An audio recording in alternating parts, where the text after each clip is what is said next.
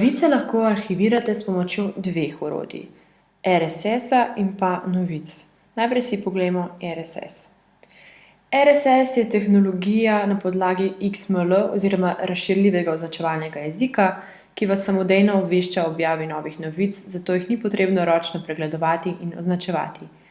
Kliknite Dodaj RSS in vstavite URL naslov, na katerem se nahajajo novice na vaši spletni strani. Kako to izgleda na spletni strani RTV Slovenija?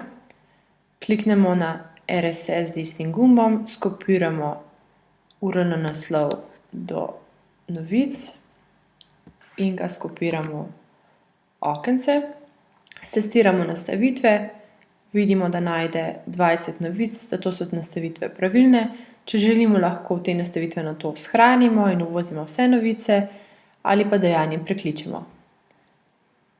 Na strani občine najdemo RSS, ponavadi s klikom na znak za RSS novice.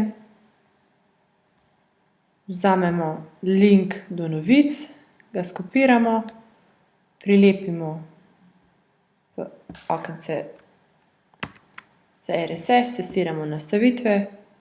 Prav tako vidimo, da so nastavitve pravilne, shranimo spremembe in uvozimo vse novice. Če pa tega ne želimo storiti, pa kliknemo Prikliči. Za novice lahko nastavite tudi interval osveževanja med posameznim preverjanjem za nove novice, ki je sedaj nastavljen na 36.000 sekund, kar pomeni 10 ur, in pa največjo starost novic, ki jih bo asistent še shranjeval. Sedaj je nastavljeno na 5 tednov, kar pomeni, da bodo novice starejše od 5 tednov avtomatično pobrisane. Če bi želeli vse shranjene novice izbrisati, kliknite na gumb Izbriši vse indeksirane novice. Če ste katero od nastavitev spremenili in bi želeli, da se vrne na takšno vrednost, kot je bila na začetku, kliknite na gumb Ponastavi. Videli boste, da se vrednosti vrnejo na prvotne.